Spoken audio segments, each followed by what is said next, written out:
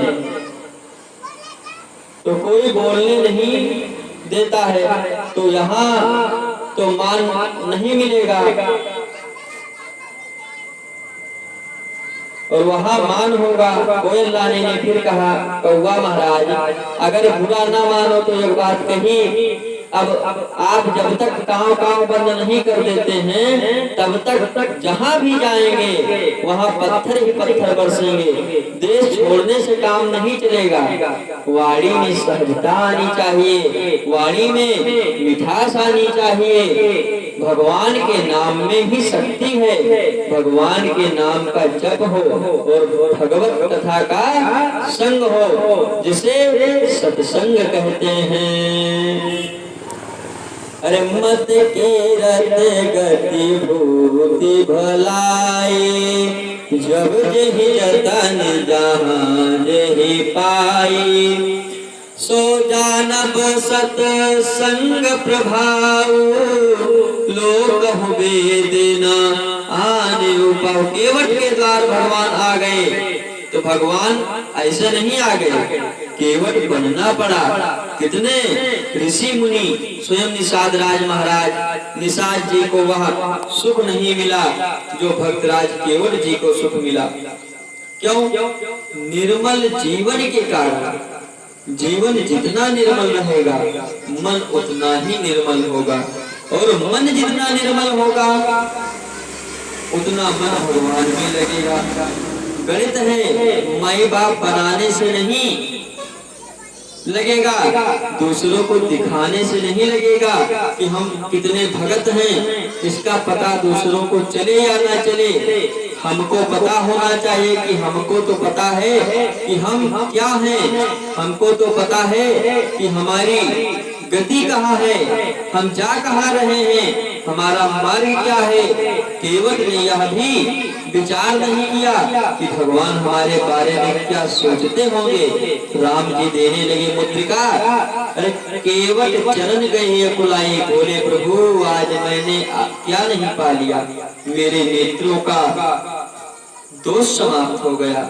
जो भगवान राम के दर्शन कर ले तो जितना हम अपने नेत्रों से, इसका सीधा सीधा अर्थ है कि हम अपने आंखों से कितनी भी बुरी चीजें देखें, लेकिन जब हम भगवान का दर्शन कर लेते हैं सामने से तो उन सब का पाप कट जाता है, हट जाता है, नष्ट हो जाता है। तो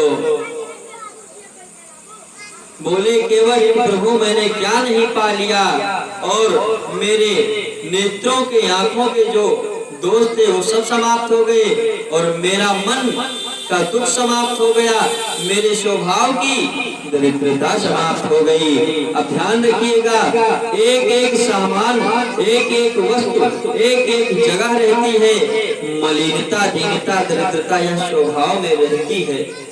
जिसका स्वभाव दरिद्रता का हो उसको पूरी धरती ही दीजिए, परंतु दरिद्रता नहीं जाएगी, क्योंकि उसका स्वभाव हो गया है। जिसको दोष देखने का स्वभाव बन गया हो वो अपनी आंख खोलेगा तो पहले दोष ही देखेगा, हाथ नहीं देखेगा। दृष्टि का सुधार किया जाए, दृष्टि हमारी कैसी हो, हम ही हमारी दृष्टि को ठीक कर सकते हैं, दूसरा कोई नहीं कर सकता है। अब अपनी वाणी को हम ही कोमल बना सकते हैं, किसी के कहने से नहीं होगा। डॉक्टर ऑपरेशन भी कर देगा तो भी वाणी कोमल नहीं बनेगी। क्या होगी फिर? होगी कैसे? जो हमारे चित्त में चलता है वही हमारी वाणी गिराता है, जो हम मन में सोचते हैं वही अपने जुबान पर हम ले आते हैं। हमारे एक मित्र कहा करते हैं कि भाषा चित्त की खेती है, यानी जो हम बोलते हैं वो मन की खेती है।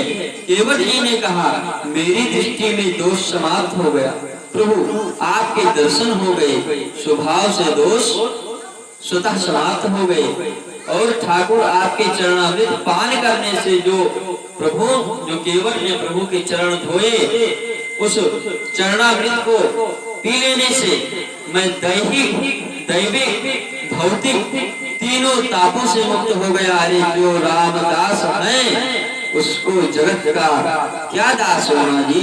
अरे जब भगवान के हम दास बन जाएं तो दुनिया में किसी का दास बनने की क्या आवश्यकता है।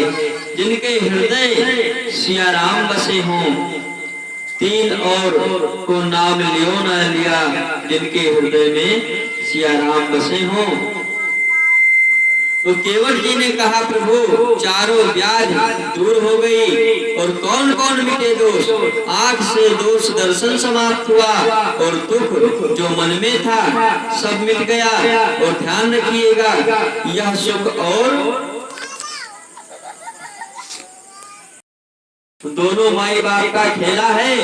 कई लोग सुख में भी दुख ढूंढ लेते हैं और कई लोग भगत लोग दुख में भी सुख ढूंढ लेते हैं। जो भगवान के भगत हैं उनको दुख कभी नहीं होता है, वो हमेशा सुखी रहते हैं। जैसे सबरी माता जी, उनके पास क्या था, एक कुटिया, वही बगीचे में ला ला करके और गुरु की कही हुई बातों से वो केवल एक ही कार्य राम आएंगे राम आएंगे और राम नाम जाप करती थी। रोज सुबह हो रोज झाड़ू लगा करके, और सुबह शाम झाड़ू लगाना। झाड़ू लगाना मतलब ये नहीं कि द्वार पर झाड़ू लगाना या झाड़ू नया ले आए और दिन भर बाहर ही करे दोबारा ना। झाड़ू लगाइए लेकिन अपने मन की कोठरी में लगाइए, अपने मन को साफ कीजिए। लोग तन तो साफ कर लेते हैं गंगा जी में जाकर के, पर मन नहीं साफ कर पाते। तो भगत लोग जो होते हैं उन्हें कभी किसी चीज की दिक्कत नहीं होती। और जो दुखी हैं, दुखी तो केवल वही हैं जो भक्त नहीं हैं, क्योंकि भक्त कभी दुखी नहीं होते। तो जो भक्त होते हैं वो दुख में भी सुख ढूंढ लेते हैं। समझ में आ ही रहा है ना। क्योंकि आनंद में रहो, और आनंद क्या है, आनंद ईश्वर का अंश है और जीव आनंद का अंश है। तो सदा दिवाली संत घर जो गुण गेहूं होए। भगत कौन, जो दुख में भी सुख निकाल ले सो भगत। और जगत के जीव का क्या सुख है, बहुत बढ़िया, खूब बढ़िया व्यवस्था है। मैं अक्सर एक प्रसंग सुनाया करता हूँ कि एक मेरे मित्र के यहाँ दिल्ली में गांव से उनके गांव का एक बाबू पहुंच गया। स्वभाव बता रहा हूँ। उन्होंने सोचा कि पहली बार आए हैं, एक कमरा एसी का था, एसी का था तो एसी वाले कमरे में उनको सुला दिया जाए। अब अपने ड्राइंग में सोफा कम बेड, उसमें सो गए बेचारे। अब बौरानी जी बाहर ड्राइंग में अपनी चादर बिछा करके सो गई।